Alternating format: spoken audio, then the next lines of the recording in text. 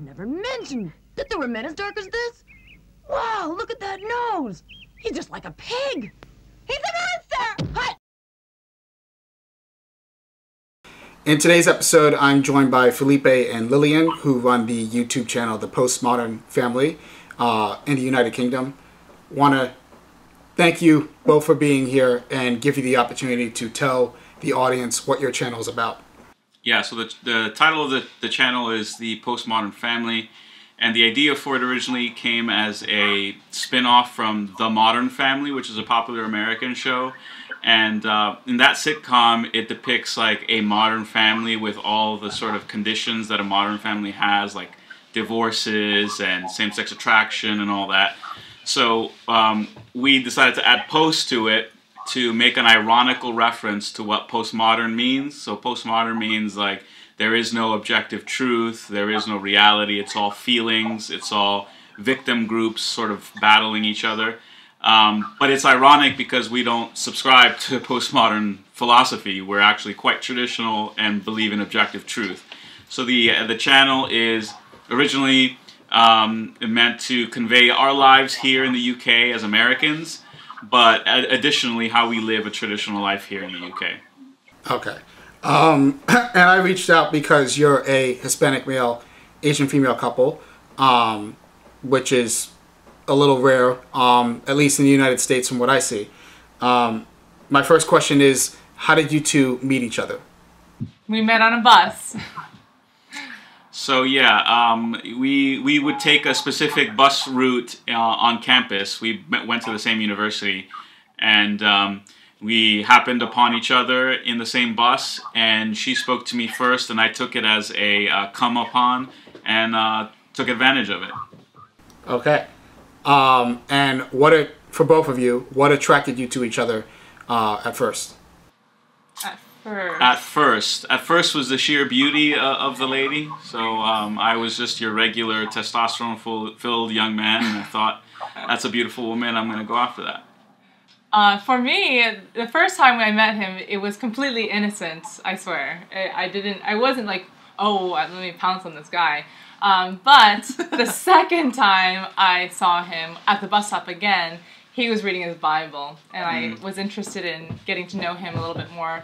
But that was at the very beginning stages of him reading the Bible at all. And we started talking that very same day. We went to a cafe, and he was very, he like opened the doors for me, and he was very masculine, and I really liked that because most of the guys that I knew and who were around me were more passive and less dominant, and I felt like me being really dominant, I needed someone who could be even stronger than me. Okay. And while you were dating, did you face any struggles? Yeah, initially I think both of our families felt uneasy about our coupling. So from my side of the family, my Latin American family, they thought that the best fit for me would be a traditional Latin woman who would know how to cook the right foods for me and iron my shirts properly and just be a good mother to my children. And so I would constantly pursue white women and sort of modern, sort of careerist women who were completely opposite to that. And Lillian was along those lines, particularly when we started dating. She was getting a master's degree in choral conducting and music education and was looking to launch a career. And so my family was like, you're still doing this thing where you're pursuing women that are not Latin American. So one second. Okay, so getting back to the question. So yeah, my family was like, here you go again. You're not going to find the right woman doing this. So there was a little bit of resistance. And then on your side? On my side, my parents, well, my father really wanted me to marry a Chinese man, and maybe you can discuss how you had come off a relationship with an African American. Yeah, so I had just finished fighting and battling my parents about dating a black guy, and that went on for, I only dated him for a month, but like almost the entire month was just me fighting with my parents and my aunt and everyone who's trying to like convince me to stop seeing him, until finally, like 3 weeks in, we like sat down and looked at each other, and I realized that we weren't compatible, and that was the end of that. So it was interesting because right after that, I like swore to myself that I wasn't gonna date anyone, and I was gonna wait until I go and live in Taiwan, and I would meet someone there and marry someone there. And then of course here comes Felipe, and he's like charming me, and I think initially I really resisted, inside I resisted by airing out all my dirty laundry. I was trying to get rid of him.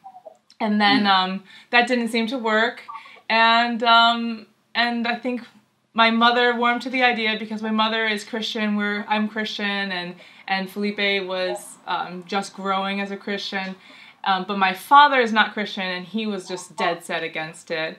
So he never took the time of day, he never allowed the opportunity to happen where he could speak with Felipe, get to know him, anything. It was just because he was not Chinese, it was a flat out no, and my dad tried everything he could to stop us, and so in the end he disowned me. He said I was no longer part of the family. But then my mother kind of rebelled against him, and she's like, wait, I want to have a relationship with my daughter. So my mother and I were still in touch, and she came to the wedding, though my father did not. Okay. Was the resistance worse when you were dating? Or is it better now, or is it about the same? And this is for both of you again. Yeah, from my side of the family, the resistance is completely gone. My father loves Lillian. My grandparents are very affectionate. Although my mother, it's worse with my mother now, but that's complicated because she's spent time with us, and in that spending time with us, she's grown to dislike Lillian more than she did initially. Well, I think it's just because she put all of her love and expected you to love her, you know, and here I am, like, the other woman, like, to her. So it might be that sort of Latin, like, woman-son, mother-son relationship, which is really, I don't know if you've done sociology studies on it, but the Latin mother with Latin son relationship is a very close bond, and even in marriage, there's a big battle between the mother-in-law and the wife, so that might have played into it as well, but yeah, my mom doesn't like Lillian right now, but that could change. But yeah. And then on your side? On my side, it's pretty much the same as it was before. So while we were dating, my mom was still talking to me. Now that we're married, my mom still talks to me, but my father never talks to me anymore. So after we got engaged, that was when he decided that he would no longer speak to me, and then he kept that up for about. After we got married, 6 years. 6 years, and then until when we had children, our daughter was born. Yeah, and then so with children, he will talk to me and my children now, but not Felipe still. Okay, this question is specifically for Lillian. Do you think that the resistance was worse when you were dating a black guy compared to a Hispanic guy, or was it about the same? Or would you expect it to be the same? Yeah. Yeah, I think it's different because, well. It was worse when I was dating the black guy, though I guess he was like a African-American from Haiti. But the other thing, though, is that he was not like a PhD like this guy is. He wasn't as driven. So he had many other qualities. He didn't have many qualities that Felipe does have. And for Asian parents, it means a lot more when you get someone who's a doctorate and etc. So that could have played into it more. But yeah, my mother was really devastated actually when I was dating a black guy, whereas with Felipe she wasn't as. And then I should add that I did dangle as a selling point the fact that I have 1/32 Taiwanese blood in me.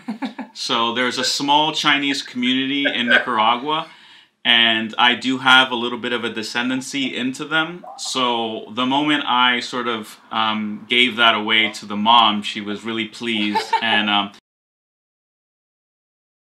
all right, we're ready to keep going. So the question was the resistance stronger when you dated a black guy versus me? And you said yes. Okay. But you said it was a combination. It could have been because you said you were 1/32 Chinese. Yes, and then I said I was 1/32nd Chinese. And so that could have been the tipping over that made me more favorable than the black guy. Or maybe the PhD? Or maybe both. Or the PhD. Or maybe both. Overall, and this one is for Felipe, would you say that Hispanic men are open to dating Asian women in the United Kingdom? I've not met many other Latin men in the United Kingdom. So I've met maybe 2 or 3. And those 2 or 3, one was a student, and the other 2 were professionals that had their own wives from Latin America. Mm-hmm. So it's hard to say. I can't answer that well. Okay. Do we know any personally? Any other Latin and Asian couples? So anywhere in the world, do we know any? Do we know? Yeah, I guess. No. No, we don't even know any. Like us. Wow, I'm not surprised, but I mean, it is very rare. Going from on the other side, I read a question on Quora which asks if Asian women into Hispanic men, and a woman from California who's Asian said that pretty much, even though she was, most of them weren't.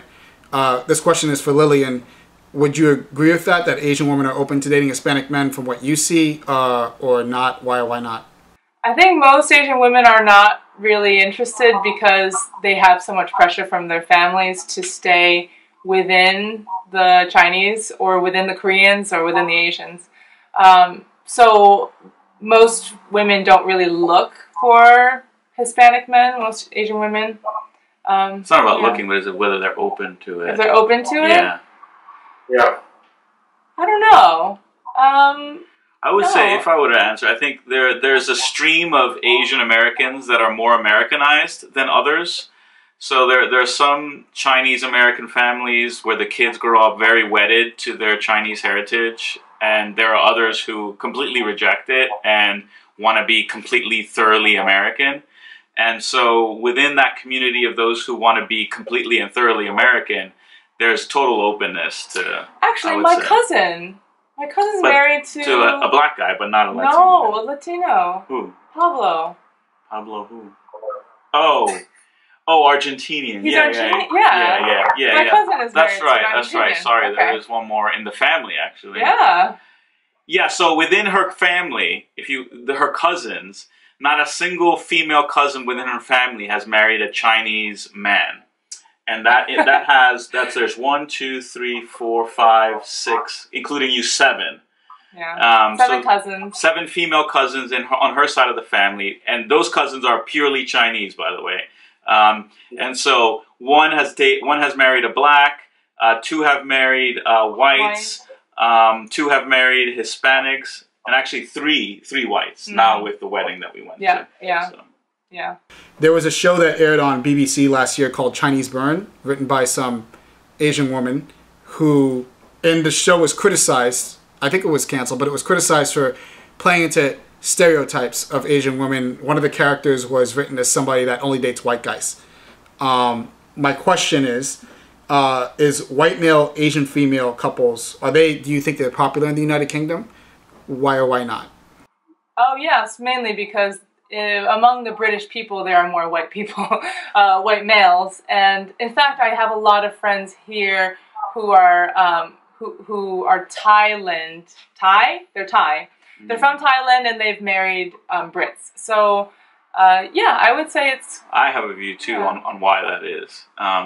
So, it's very popular here, quite popular. And I think I would suggest that one of the main reasons is that a British woman is radically different than these are mainly Southeast Asians, by the way. They're not really so much Chinese or Koreans.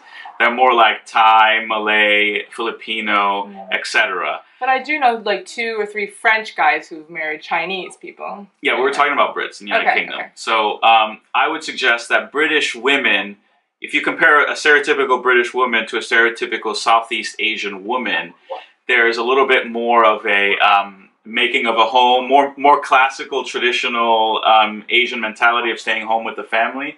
And compared to British women, the stereotypical British woman is kind of like a lad almost. Like she She likes to drink. She likes to hang out with the boys. She wants a career. So, and these pairings I've noticed are mainly older white men with younger Southeast Asian women. And so there's a docility. There's a sort of, a younger Southeast Asian woman is seeing this as an opportunity to go to the West and make a home with a successful white male.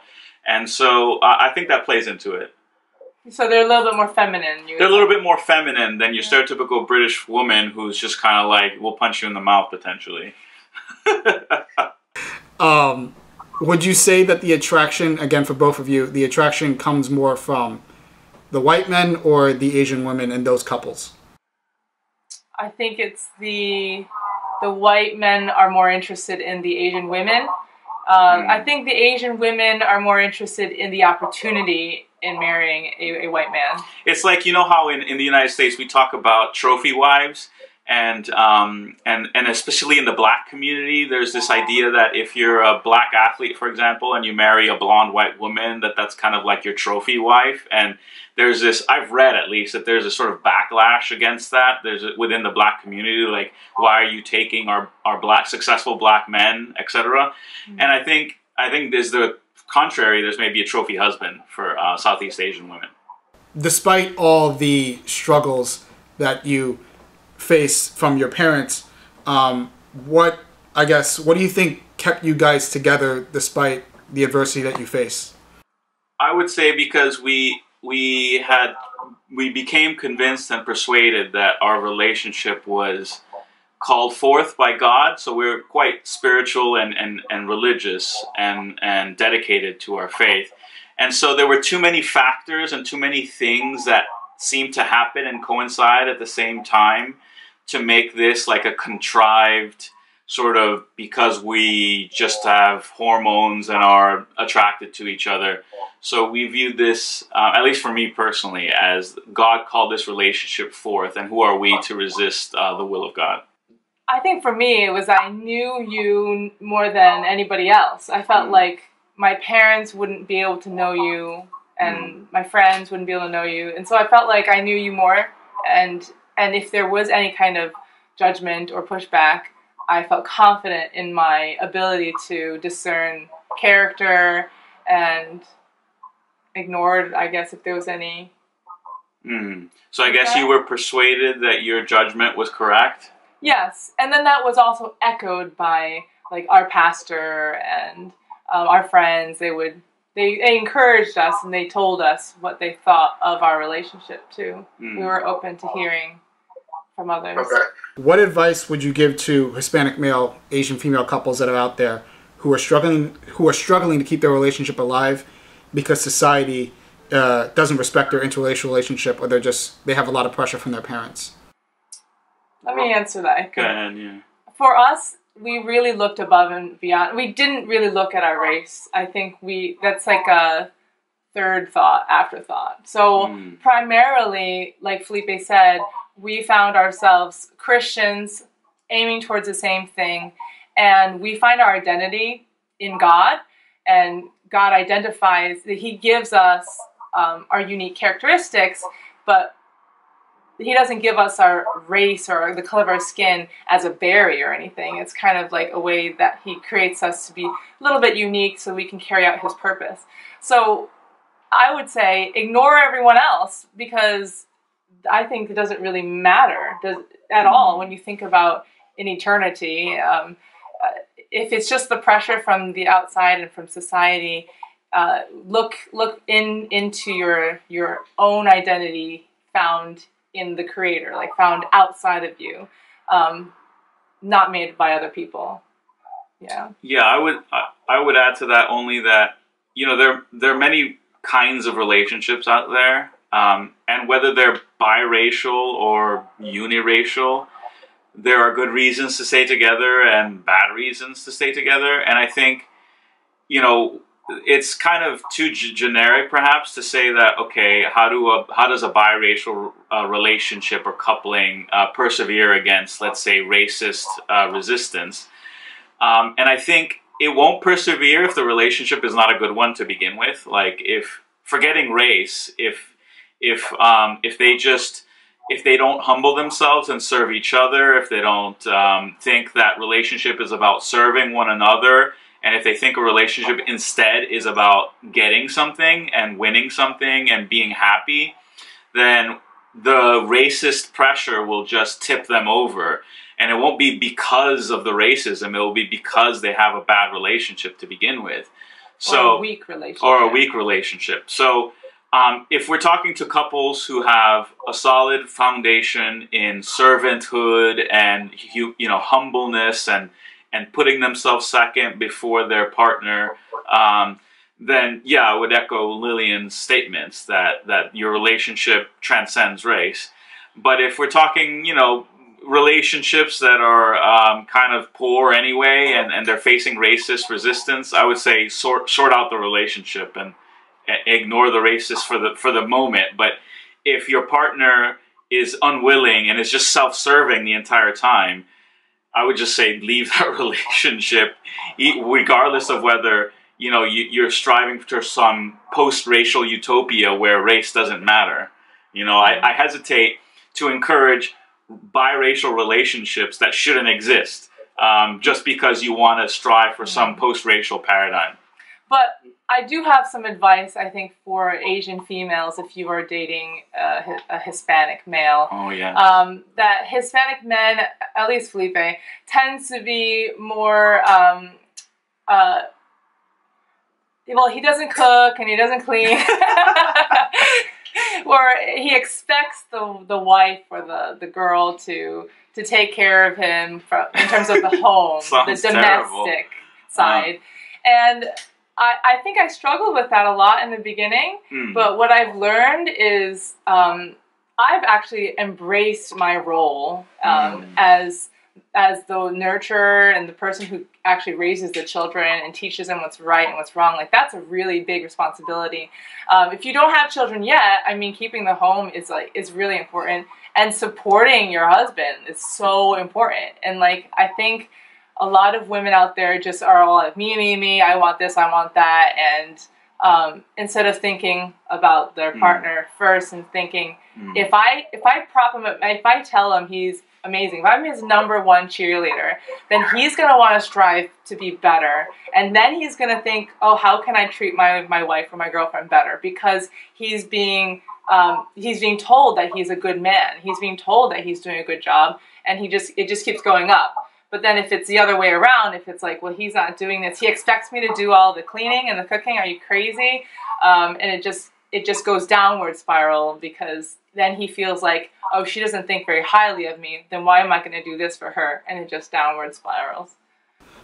So I guess just to add on, it's be willing to negotiate and work in terms of what roles both sides are willing to take on. Is that what you're getting at? Yeah, absolutely. Talking about those, at least. Talking about your expectations and making sure that those are clear to begin with. And then as you progress in marriage, if you want to have a happy marriage, just keep lowering your expectations. That's a good thing, because then everything's a bonus. This is true. It's true. And my final question is, directly speaking, what do you have to say to people who don't approve of your interracial relationship?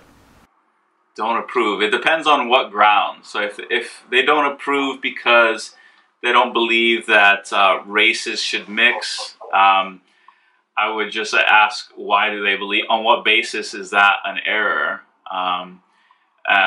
So if people object because, I guess I don't know what other reason there would be to object.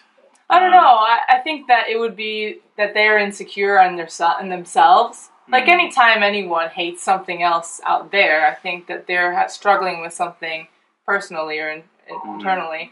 So if someone were to just come up to us and say, you two shouldn't even be in a relationship, you're creating mongrel children or something like that, I would say, God bless you. Can we help you? We would love to help you feel better about yourself, though.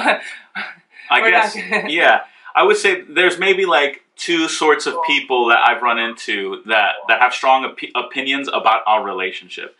So on the one extreme, there are people who think, like, wow, this is fantastic. Like, this is the new world of post-racial reality where there is no race and all races are mixing together. It's beautiful. It's wonderful.